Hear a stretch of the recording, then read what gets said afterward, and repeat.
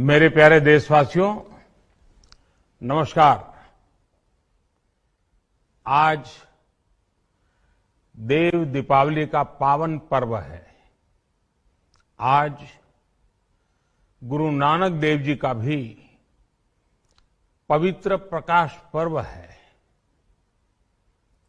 मैं विश्व भर में सभी लोगों को और सभी देशवासियों को इस पावन पर्व पर हार्दिक बधाई देता हूं।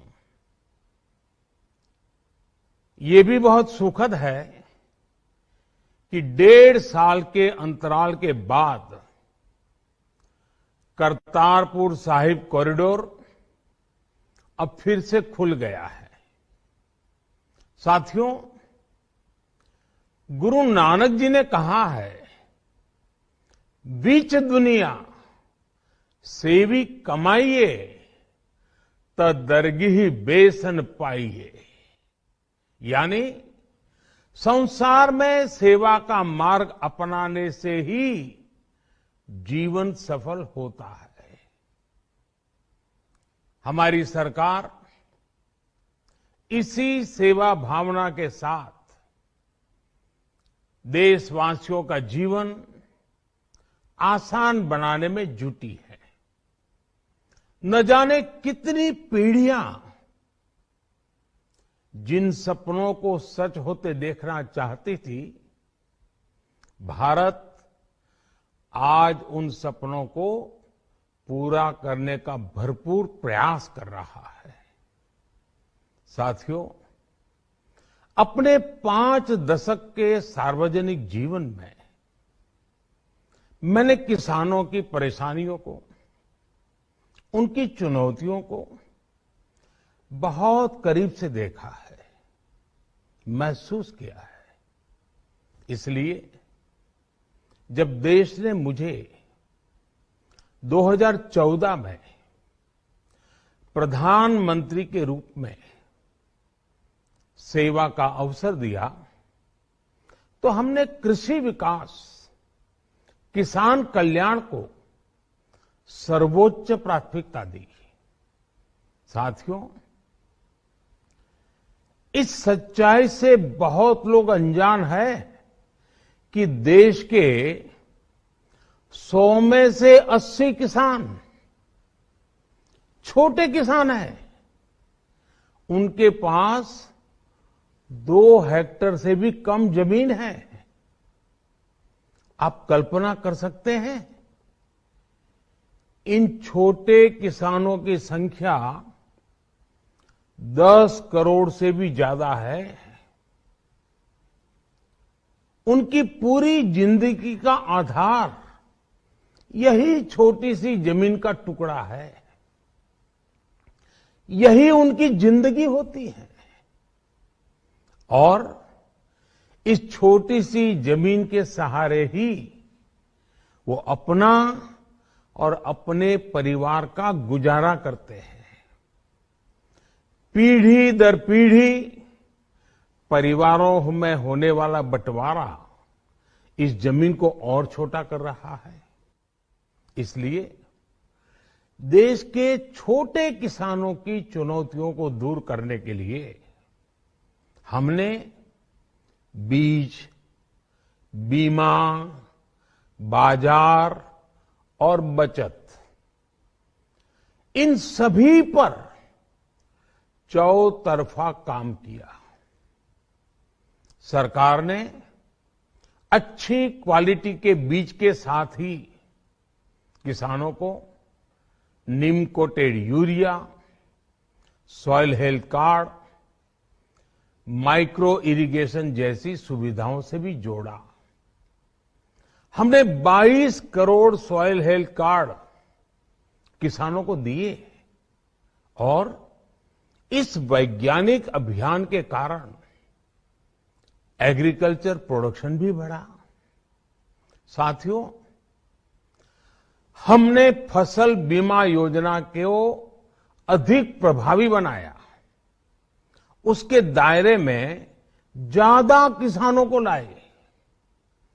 आपदा के समय ज्यादा से ज्यादा किसानों को आसानी से मुआवजा मिल सके, इसके लिए भी पुराने नियम बदले।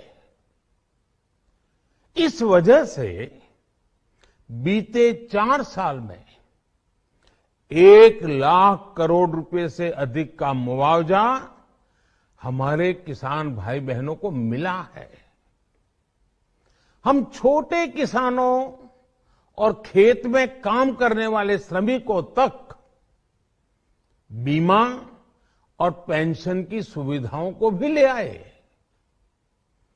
छोटे किसानों की जरूरतों को पूरा करने के लिए सीधे उनके बैंक खातों में 1,62,000 करोड़ रुपए ट्रांसफर किए, सीधे उनके खाते में। साथियों, किसानों को उनकी मेहनत के बदले उपज की सही कीमत मिले, इसके लिए भी अनेक कदम उठाए गए। देश ने अपने रूरल मार्केट इंफ्रास्ट्रक्चर को मजबूत किया। हमने एमएसपी तो बढ़ाई ही, साथ ही साथ रिकॉर्ड सरकारी खरीद केंद्र भी बनाए। हमारी सरकार द्वारा की गई उपज की खरीद ने पिछले कई दशकों के रिकॉर्ड तोड़ दिए हैं। देश की 1,000 से ज्यादा मंडियों को ई नाम योजना से जोड़कर हमने किसानों को कहीं पर भी अपनी उपज बेचने का एक प्लेटफॉर्म दिया।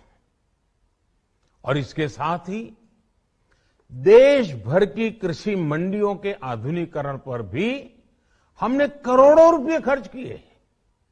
साथियों, आज केंद्र सरकार का कृषि बजट पहले के मुकाबले 5 गुना बढ़ गया है। हर वर्ष 1.25 लाख करोड़ रुपए से अधिक कृषि पर खर्च किए जा रहे हैं।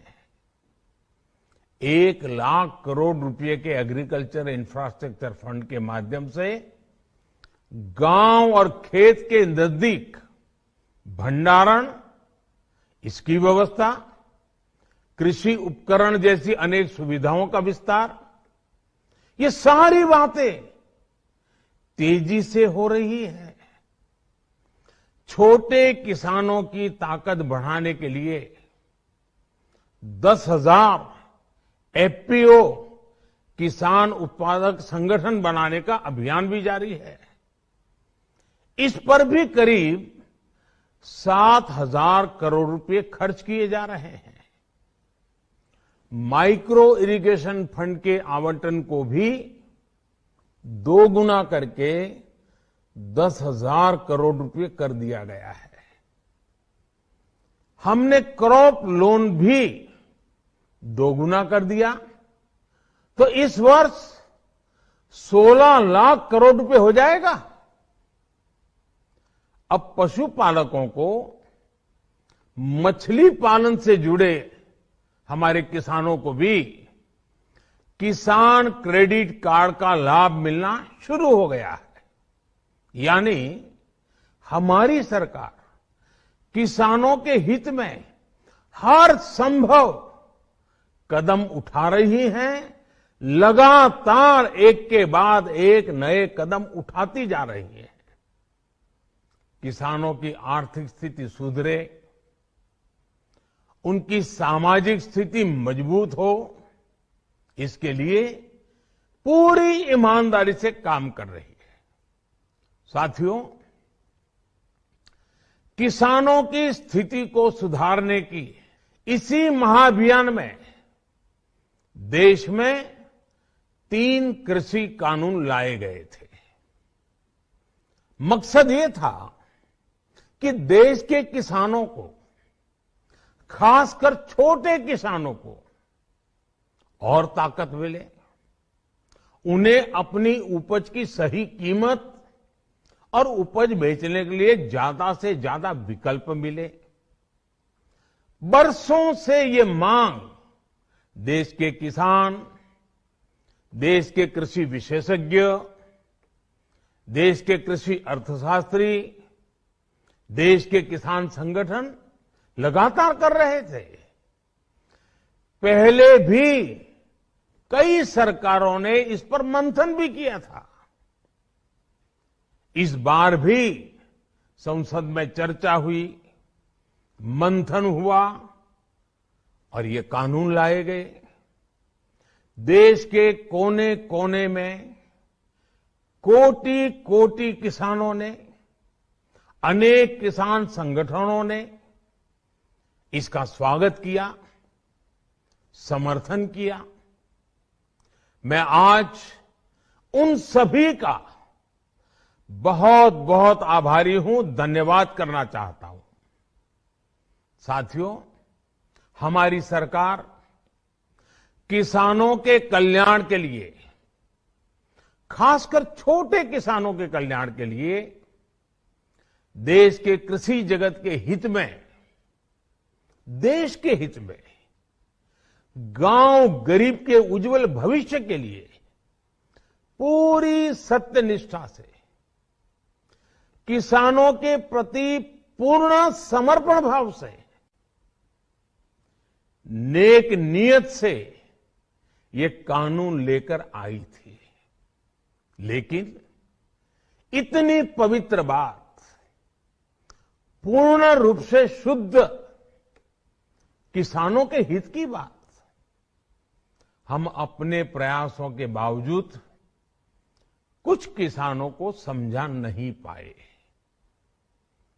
भले ही किसानों का एक वर्ग ही विरोध कर रहा था, लेकिन फिर भी ये हमारे लिए महत्वपूर्ण था। कृषि अर्थशास्त्रियों ने, वैज्ञानिकों ने, प्रगतिशील किसानों ने भी उन्हें कृषि कानूनों के महत्व को समझाने का भरपूर प्रयास भी किया। हम पूरी विनम्रता से, खुले मन से उन्हें समझाते रहे। अनेक माध्यमों से व्यक्तिगत और सामूहिक बातचीत भी लगातार होती रही। हमने किसानों की बातों को, उनके तर्क को समझने में भी कोई कोर कसर बाकी नहीं छोड़ी। कानून के जिन प्रावधानों पर उन्हें ऐतराज था, सरकार उन्हें बदलने के लिए भी तैयार हो गई। 2 साल तक हमने इन कानूनों को सस्पेंड करने का भी प्रस्ताव दिया। इसी दौरान ये विषय माननीय सर्वोच्च न्यायालय के पास भी चला गया। ये सारी बातें देश के सामने है, इसलिए मैं इनके अधिक विस्तार में नहीं जाऊंगा।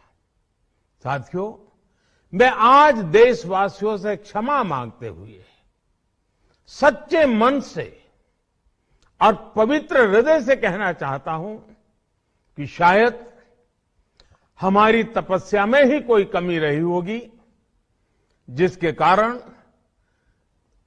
दिए के प्रकाश जैसा सत्य कुछ किसान भाइयों को हम समझा नहीं पाए।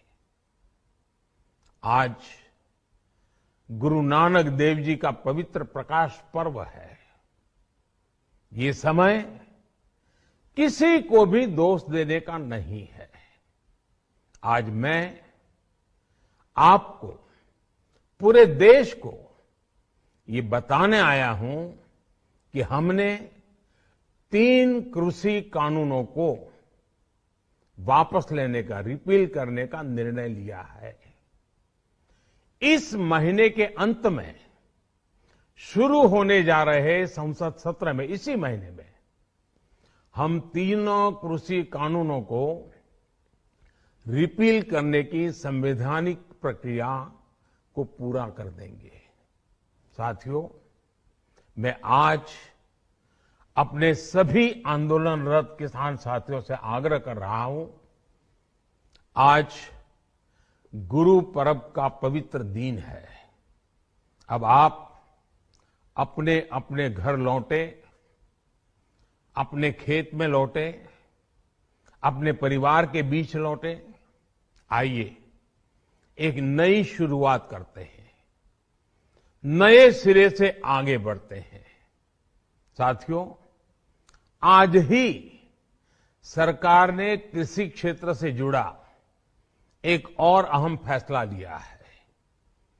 जीरो बजट खेती यानी प्राकृतिक खेती को बढ़ावा देने के लिए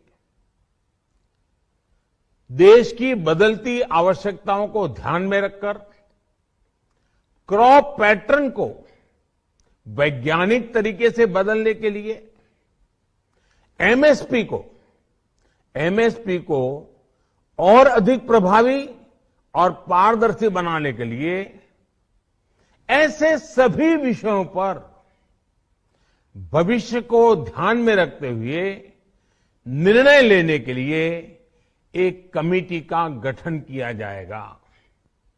इस कमेटी में केंद्र सरकार, राज्य सरकारों के प्रतिनिधि होंगे, किसान होंगे, कृषि वैज्ञानिक होंगे, कृषि अर्थशास्त्री होंगे।